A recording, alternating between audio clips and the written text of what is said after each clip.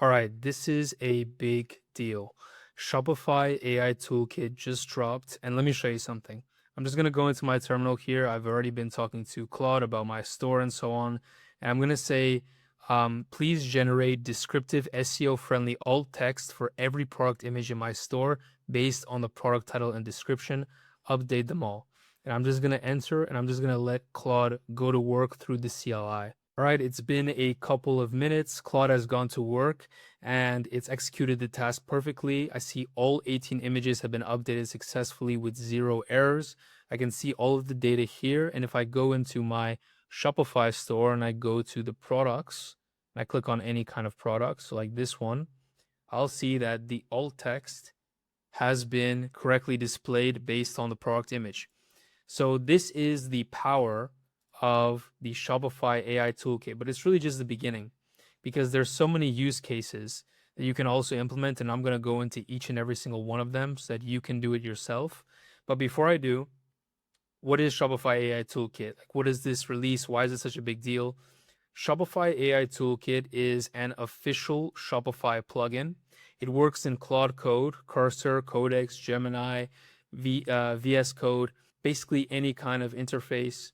And it lets the agent, in this case Claude, read docs, validate code, and execute against your real store via CLI. And CLI just stands for Command Line Interface, and that's exactly what these are, right? All of these are just interfaces that you can use to interact with the tool, all right?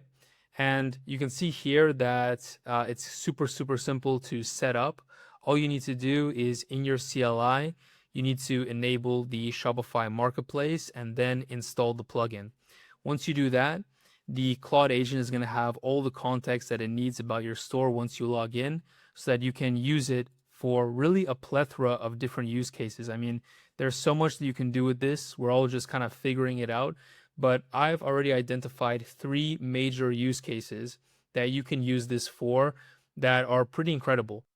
And of course, I'll be going into each and every single one of them. So to start off, use case number 1, you probably guessed it, is an AI assistant. And because the agent is going to have so much context about your store in real time, it can perfectly explain and audit your store or do things like apply discounts or bulk changes to products. So for example, I'm just going to open up my terminal once again, and I'm going to say, apply a 15% discount to all of my products. And it's really that simple. The AI assistant is going to be able to go in, it's going to be able to apply that change. That's it. It can also do things like obviously explain about your store. And if you have any kind of customer queries, if you want any kind of specific analytics data, like, for example, which products are underperforming, of course, it'll be able to do that too and run that analysis. But in this case, let's just check how our discount is going. And there you go. I just wanted to skip over you waiting for it to finish, but it logged in, executed the GraphQL operation, and automatically applied the 15% off everything discount to all products. And it even gave me all the information so I can check the discount ID and so on. So you can see just how powerful this is. And, if you ever want to ask it like any kind of questions, like for example, what is my best performing product, right? Previously, you need to go in or do some analysis or anything like that. Now you can literally just ask Claude Code, right? So let's see what it comes back with. All right, so since my store is actually a test store, it doesn't have any kind of orders. But if you did have orders coming in, if you actually have a real store, which I'm guessing that you do, you can literally just ask it and it'll be able to query all of the analytics and the financial info. And you can get as intricate as you want with this. You can literally ask it, about specific financial data or specific dates, or what's your best performing product on X amount of time, or, what is the best time of day that people buy. There's really, like I said, so many use cases for this AI assistant. So just kind of putting some ideas into your head already about how powerful this tool is. All right. Now, number 2 is going to be the bulk SEO rewrite. So basically all of the SEO functionality that comes with this. So we already did one of it, right? Alt text for every single product image. But there's so much more that you can do. There's stuff like metafields cleanup. So you can audit all of your product metafields and fill in any missing values for X field. You can also just say something like optimize my products for SEO. But I don't really recommend this because what will happen is you're going to use a bunch of tokens. It's going to go in, it's going to do a bunch of things that you don't have maybe 100% visibility on.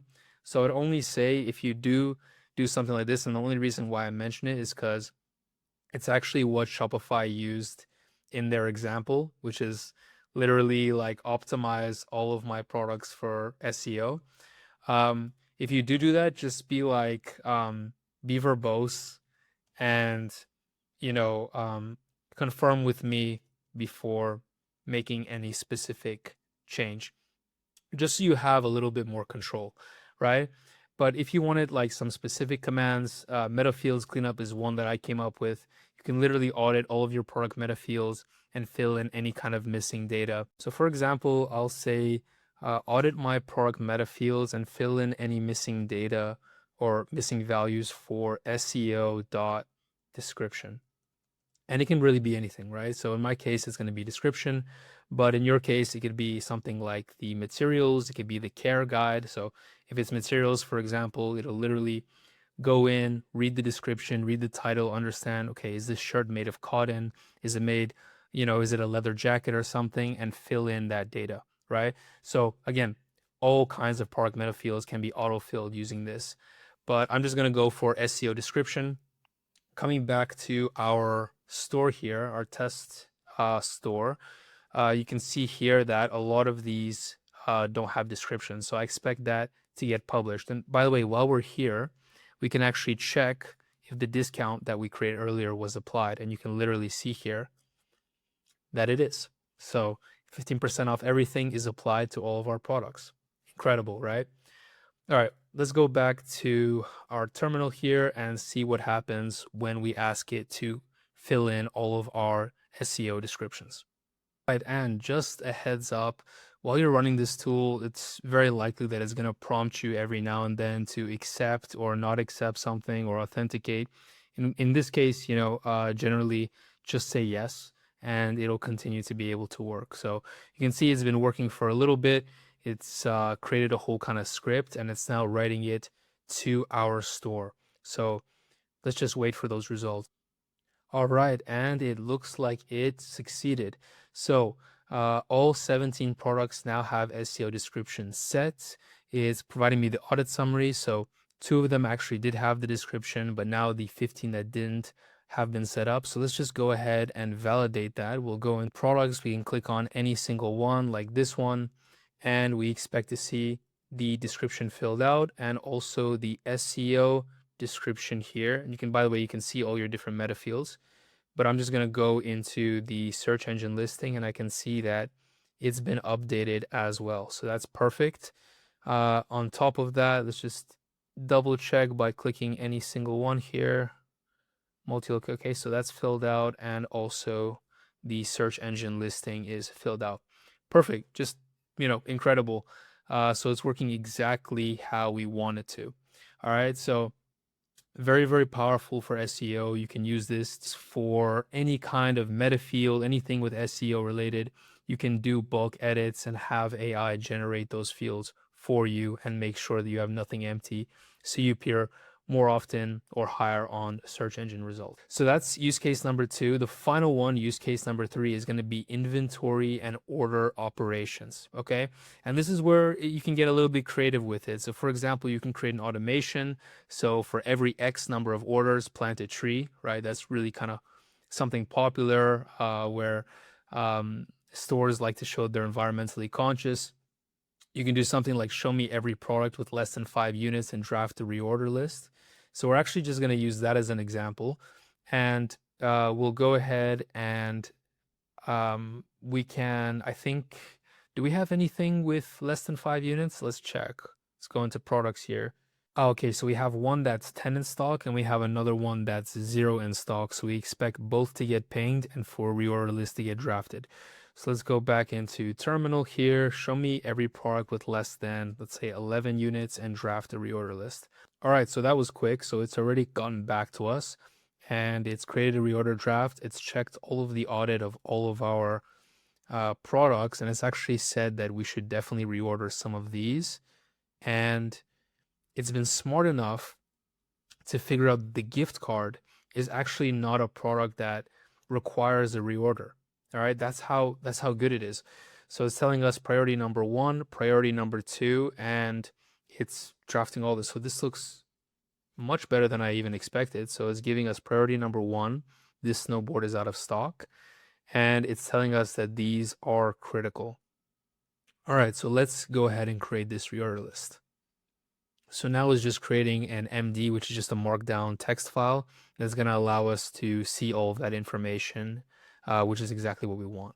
All right, perfect. So it's drafted up that file, and now we can literally just go ahead and copy this, or you can ask it to actually export it into a file that you can then send to your team, right? So super useful, exactly what we needed. I'm sure it's getting kind of old at this point, but as you can see, this tool works exactly as advertised. It really is just allowing AI a transparent window into your store, and of course, the ability to modify your store and edit or input anything that needs to happen, right?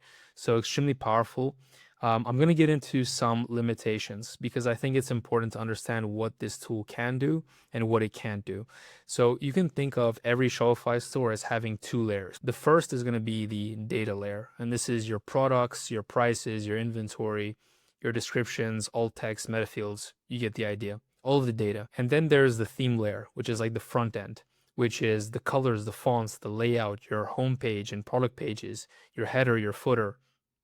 And this is kind of a visualization of that. So the way that the CLI works, the CLI is really only built for this.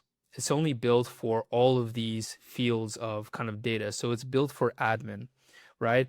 What it is not built for, at least not yet, is to actually make changes directly to the theme layer. So you could go ahead and you can talk to Claude and you can ask it on the hero page, can you generate like a badge or something, like 100% money back guarantee or something. And Claude will actually generate you the exact, code of whatever that badge looks like and how it fits into your store. But that code, you're going to need to, so this is going to be code, right? It's going to be JavaScript. You're going to need to manually input that, copy that code and input it into your theme. Okay. So the CLI does not yet have the ability to just input elements directly into your front end or change the color or change the fonts or anything like that. But the reason why I kind of wanted to show you this kind of example of the backend, or kind of a visualization of the backend, is to show you that it is still very, very powerful. Like, for example, all of your blog posts, I'll just go for like a different color here. All of your blog posts here, it's all just metadata. It's all just, markdown. So it's very, very easy to imagine using the CLI to just add, new blog posts. It's all just data. But it's still extremely powerful. It just doesn't have that ability to actually input elements or change your theme liquid directly. Okay, so just be knowledgeable of that single limitation. Now, in case it's not clear at this point, and I talk about it all the time, AI is changing everything about how e-commerce operates and how users find out about your store. And Shopify AI Toolkit is incredible. It's incredible at doing things, but it doesn't have an opinion yet on what to do for AI search specifically. So the toolkit has no view on which schema fields are actually important for ChatGPT, Grok, or Perplexity, and the ones that they actually read versus the ones that are just legacy SEO. Here's why I'm bringing it up. LinkGPT, which is my own Shopify app, uses this exact toolkit and MCP, Model Context Protocol, to help stores get cited more often in AI search. And it handles all of the structured data LLMs actually parse, like LLMs.txt, JSON LD, and the AI context metadata that LLMs actually are going to read. But it also does LLM outreach and index now. So it makes sure that all of that information actually gets to LLM providers like ChatGPT and Perplexity so that they actually index your store instead of guessing at it. So if you're thinking about setting up Toolkit or interested just in ranking higher in ChatGPT, it is worth a look. The link is going to be in the description, or you can just find it in the Shopify marketplace by searching for link GPT. All right. Now that's going to be it for this video. If Shopify keeps shipping at this pace, I'll keep covering it. Definitely subscribe if you haven't already, and I'll see you in the next one.